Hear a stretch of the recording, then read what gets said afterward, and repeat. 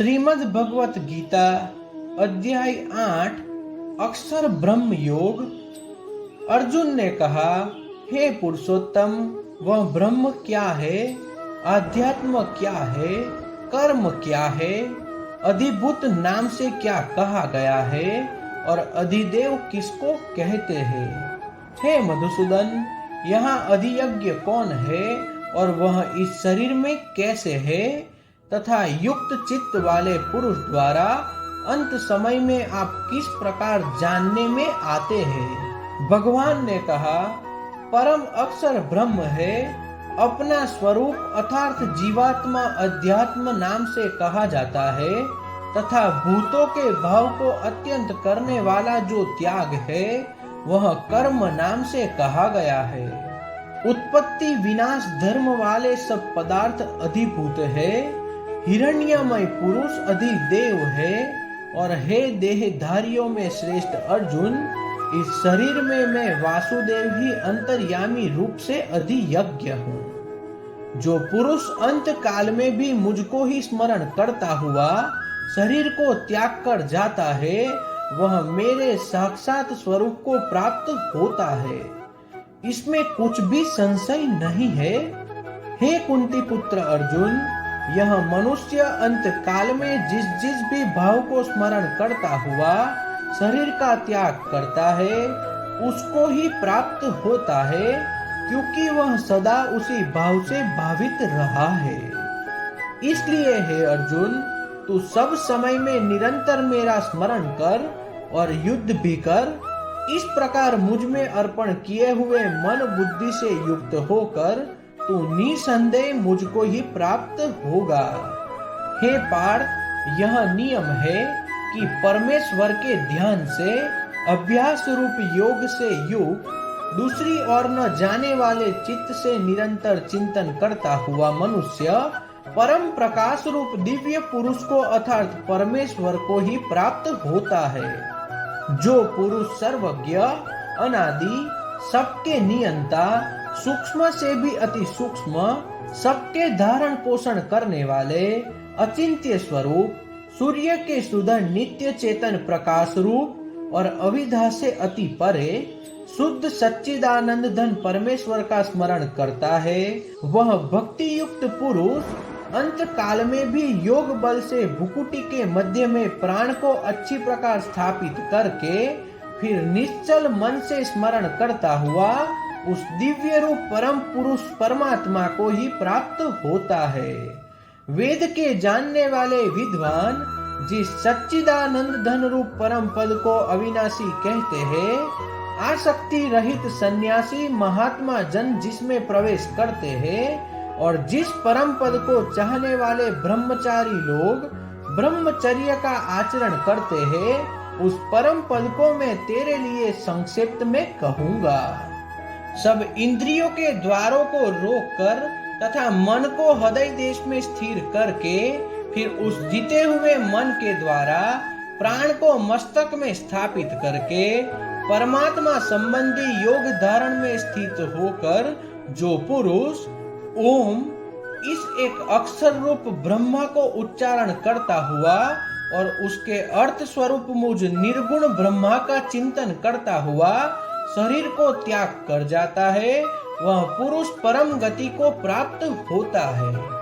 हे अर्जुन, जो पुरुष मुझ में अनन्य चित्त होकर सदा ही निरंतर मुझ पुरुषोत्तम को स्मरण करता है, उस नित्य निरंतर मुझ में युक्त हुए योगी के लिए मैं सुलभ हूँ, अर्थात मैं उसे सहज ही प्राप्त हो जाता हूँ। परम सिद्धि को प्राप्त महात्मा जन मुझको प्राप्त होकर दुखों के घर तथा क्षण भंगुर पुनर्जन्म को नहीं प्राप्त होता।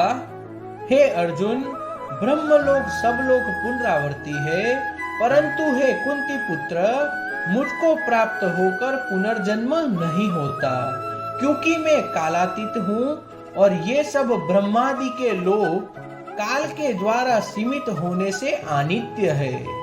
ब्रह्मा का जो एक दिन है उसको 1000 चतुर्युगी तक की अवधि वाला और रात्रि को भी 1000 चतुर्युगी तक की अवधि वाला जो पुरुष तत्व से जानता है वे योगी जन काल के तत्व को जानने वाले हैं। संपूर्ण चराचर भूतगण ब्रह्मा के दिन के प्रवेश काल में अव्यक्त से अर्थात ब्रह्मा के सूक्ष्म शरीर से उत्पन्न होते हैं और ब्रह्मा की रात्रि के प्रवेश काल में उस अव्यक्त नामक ब्रह्मा के सूक्ष्म शरीर में लीन हो जाते हैं।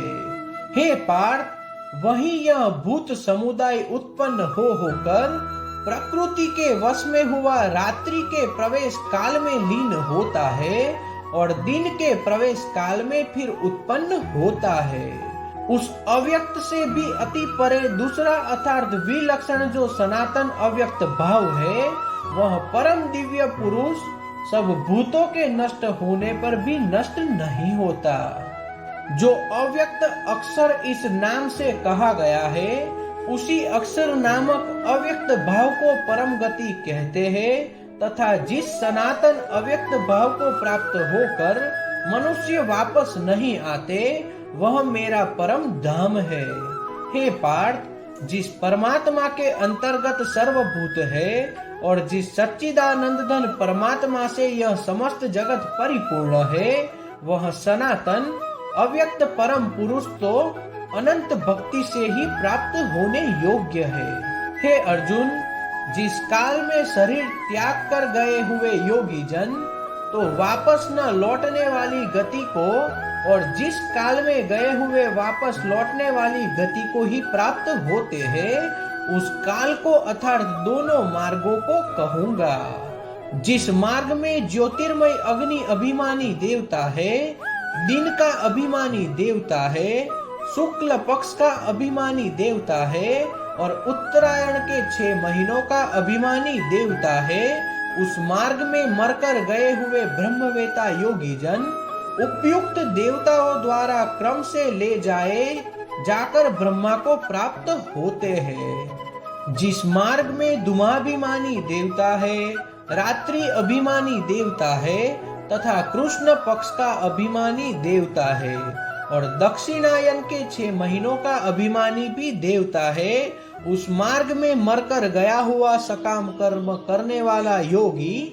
उपयुक्त देवताओं द्वारा क्रम से ले जाया हुआ चंद्रमा की ज्योति को प्राप्त होकर स्वर्ग में अपने शुभ कर्मों का फल भोग कर वापस आता है। क्योंकि जगत के ये 2 प्रकार है, शुक्ल और कृष्ण अर्थात देवयान और पितृयान मार्ग सनातन माने गए हैं। इनमें एक के द्वारा गया हुआ जिससे वापस नहीं लौटना पड़ता, उस परम गति को प्राप्त होता है और दूसरे के द्वारा गया हुआ फिर वापस आता है अर्थात जन्म मृत्यु को प्राप्त होता है। हे पार्थ, इस प्रकार इन दोनों मार्गों को तत्व से जानकर कोई भी योगी मोहित नहीं होता।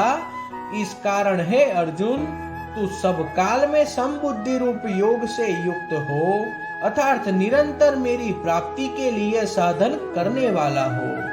योगी पुरुष इस रहस्य को तत्व से जानकर वेदों के पढ़ने में तथा यज्ञ तप और दानादि के करने में जो पुण्य फल कहा है, उस सब को निसंदेह उल्लंघन कर जाता है और सनातन परम पद को प्राप्त होता है।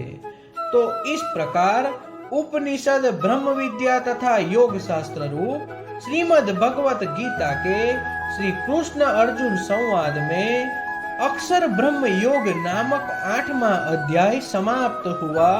श्री कृष्ण कन्हैया लाल की जय।